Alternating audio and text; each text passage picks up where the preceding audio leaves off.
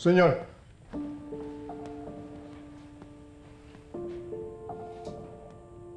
Anong balita ko? Nahanap niyo na si Moises.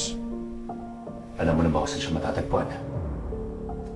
Sa ngayon po, nawawala pa rin si Moises at hindi makita ng mga tauhan natin. Kung mamarapatin ninyo, ako ang tingin ko, sinasadya niyang hindi siya makita. Kailangan ko kasi ng pera eh. Para saan ba yung kailangan mo?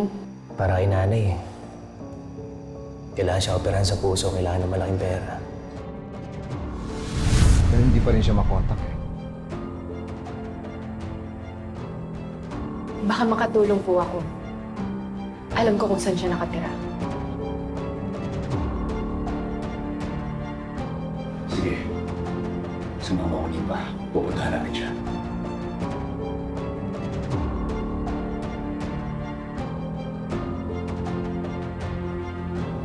Ano?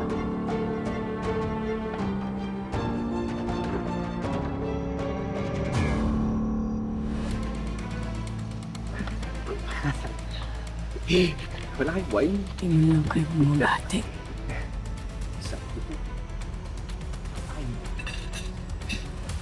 Kala ko nilinaw ko na yung sinabi ko sa'yo. Diba ayaw na muna kitang makita? Papa, excuse me, din lang po muna ako sa kwarto. Anak, Vanessa. Upo ka lang, anak. Hindi ka alis. Kasama si Calvin sa pag-uusap na ito. Una.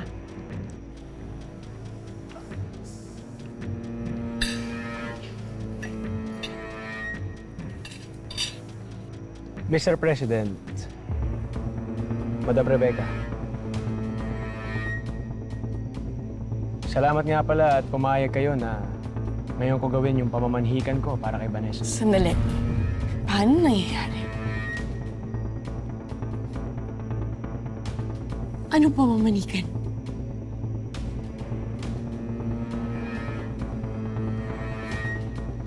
Vanessa, ngayon ko itutuloy yung naulot na paghingi ko sa kamay mo para pakasalan ako dahil nga sa lintik na Elias na yan. At mas maganda na rin na nandito yung mga magulang mo para mahingi ko yung basbas nila.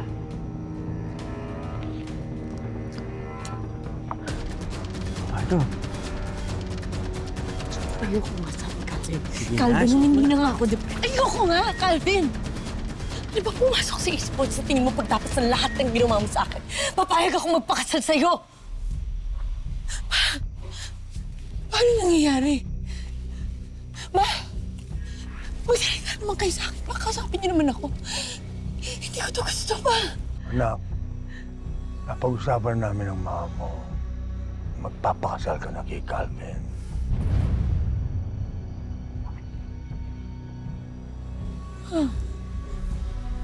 Ma!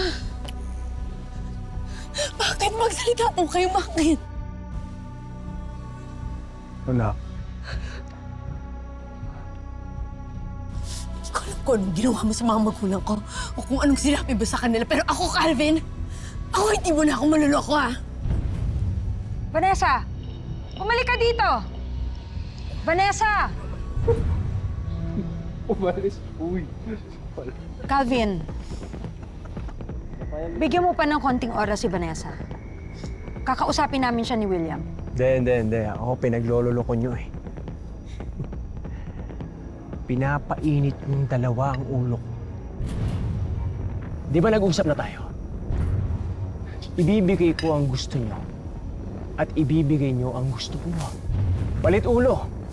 Si Vanessa para kay Ricarte. Eh bakit nag-iinarte yung anak nyo?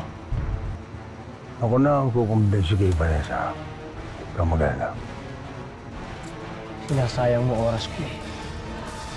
Ito siguraduhin yung dalawa na papakasalan ako ni Vanessa.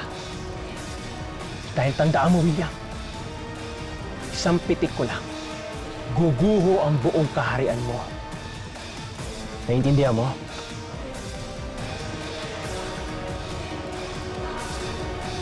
Tanga!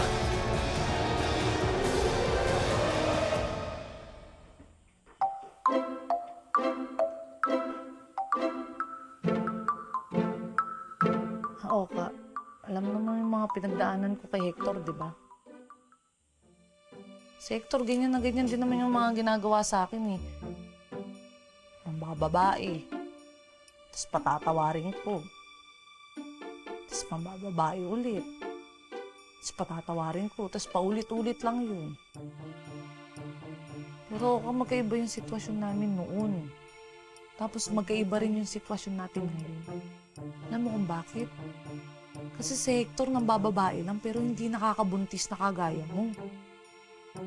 Sakit sa akin mo. Ito. Freddy, how many times I told you? Katawan ko to eh. Ako nakakaalam nangyari sa amin. Wala talaga eh. Ganito na lang. Pa-DNA test tayo para malaman natin kung ako talaga yung tatay nung dinadala niya. Pa-DNA ka pa. E pang-boundary nga, wala ka, di ba? Pa-DNA ka pa. Mahal yun. Pretty, ano ba ang kailangan kong gawin para patawarin mo na ako? Sige, ganito na lang.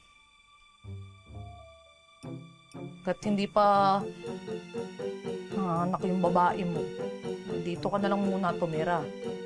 Pero pag nanganak yun, tapos lumabas ka mukha mo, eh wala na talaga tayo. Ang hirap naman yata nung Pretty. Ano yun, paano malalaman kung anak ko? Ano, paglabas ng bata, may bigote, tapos gwapo? Ha? Ako lang makakaalam nun. Kung ayaw mo, edi sa jeep ka na lang ulit din tumira. Sandali lang, Pretty. Sige, okay na sa akin yun, yung usapan natin. Sige. Payag na ako dun, sige. Okay ako. Bakit ako kapag mo ako hawakan? Ano man sinabi sa'yo ng tatay mo ba ni walang katotohanan doon? Sa akin, Pards. Minsan ba hindi ka nagduda sa mga sinasabi nila? Wala kang kaibigan dito sa Manila. Binibilog niyo lang yung utak ko para maniwala ako. Dahil yan ang totoo. Sinungaling ka! Magising ka sa katotohanan, Bane! Hindi na sasaktan. Mahal kita! Si Black Rhino yung gumawa nito sa akin. Kalaban natin siyang lahat.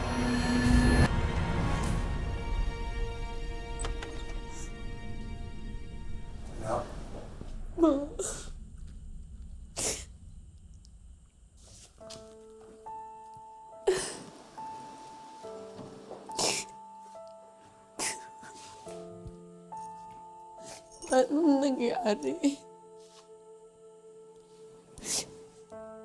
Bakit biglang nag-iba yung ihip ng hangin? Bakit gusto niyo akong ipakasal kay Calvin?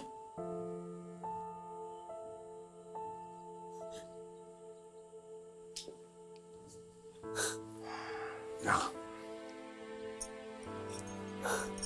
Gusto ko lang malaman mo na hindi ganun kasimple ang buhay natin gaya ng nalalaman mo. Tayong nakakataas lang. Sometimes we have to sacrifice. Lulukin natin ang dapat lulukin para mapanatili natin ang yaman natin. Para sa pera at kapangyarihan pa. Anak, kung hindi si Calvin, sino? Meron ka na bang naya sa isip? Meron ka na bang nakilala?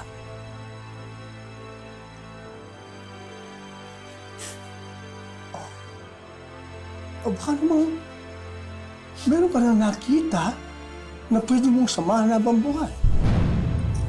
Ha?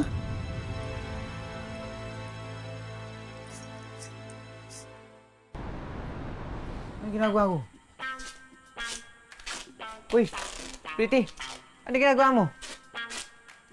Total, makikihati ka naman dito sa bahay. Eh, magbabayad ka rin sa akin ng kalahati ng renta. Tapos etong hati na to, susundin mo to. Diyan yung space mo, dito yung akin.